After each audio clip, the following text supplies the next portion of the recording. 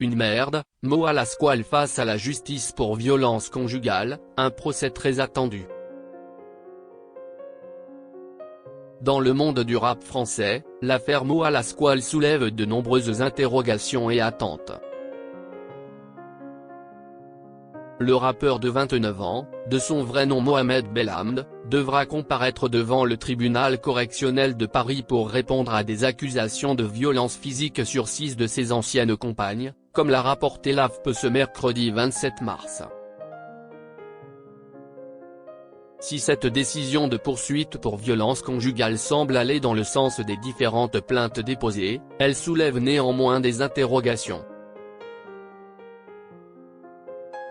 En effet, Moa Lasquale a bénéficié d'un non-lieu concernant les accusations d'agression sexuelle et de viol portées par 2 de ses ex-compagnes.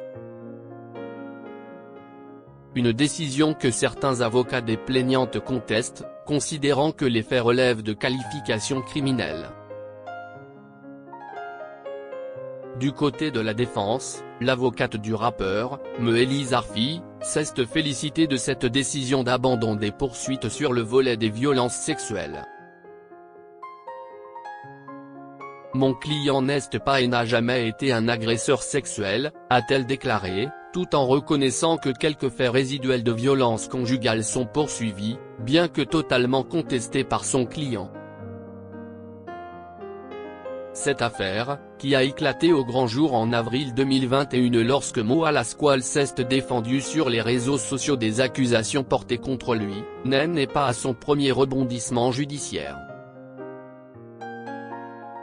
Le rappeur avait initialement été mis en examen en juin 2021 pour une agression sexuelle et des violences sur d'ex-compagnes, avant d'être à nouveau mis en examen en juillet 2022 pour viol sur une autre ex-compagne.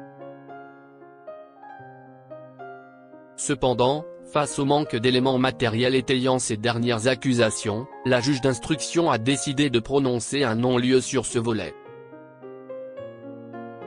Une décision qui pourrait soulever des contestations, plusieurs avocats des plaignantes ayant déjà formé des appels, considérant que les faits sont d'une nature criminelle. Dans son ordonnance de renvoi, la magistrate instructrice dresse un portrait peu flatteur du comportement de Moa Lasquale envers ses compagnes successives. Décrit comme cyclotimique, impulsif, immature, capricieux et colérique, le rappeur aurait agi sous l'influence de facteurs probablement fortement accentués par une consommation excessive de cannabis, le tout sur un terrain paranoïaque et jaloux. Cette combinaison explosive de traits de caractère et de consommation de substances aurait débouché sur des violences psychologiques caractérisées envers ses compagnes, accompagnées parfois de passages à l'acte physique tels que gifles, tirage de cheveux, étranglement ou encore étouffement avec un oreiller, selon les observations de la juge. Dans son ordonnance, elle souligne en revanche qu'il est décrit par ses compagnes successives comme cyclotimique, impulsif, immature, capricieux et colérique, des traits probablement fortement accentués par une consommation excessive de cannabis, qui s'inscrivent sur un terrain paranoïaque et jaloux. La combinaison de ces facteurs débouchait sur des violences psychologiques caractérisées à l'encontre de ses compagnes, accompagnées parfois de passages à l'acte physique, avec gifles, tirage de cheveux, étranglement ou encore étouffement avec un oreiller, observe la magistrate. Quand il parvenait à me faire dire que j'étais qu'une moins que rien. Une merde, tout allait mieux pour lui, racontera l'une des plaignantes, qui a décrit une relation de 2 ans entre 2016 et 2018.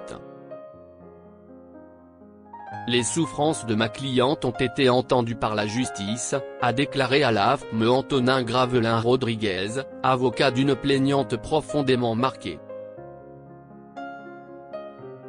Nous espérons que justice sera rendue rapidement afin de lui permettre de tourner définitivement cette page. Au-delà des faits qui lui sont reprochés dans cette affaire, le passé judiciaire de Moa Lasquale n'est pas des plus reluisants. Comme le souligne l'AFP, son casier comporte plusieurs condamnations, sans en préciser la nature. Un élément qui pourrait peser lourd dans la balance lors de son procès à venir. De plus, l'instruction a été rythmée par les allers-retours du rappeur entre liberté et détention, celui-ci ayant à plusieurs reprises manqué à ses obligations de contrôle judiciaire. Il a ainsi été incarcéré en juin 2022 après avoir quitté la France malgré une interdiction, avant d'être remis en liberté sous bracelet électronique un an plus tard. Seulement quelques mois après, en novembre dernier, il s'est évadé pour être rapidement retrouvé en Allemagne, entraînant son replacement en détention provisoire le 9 février dernier.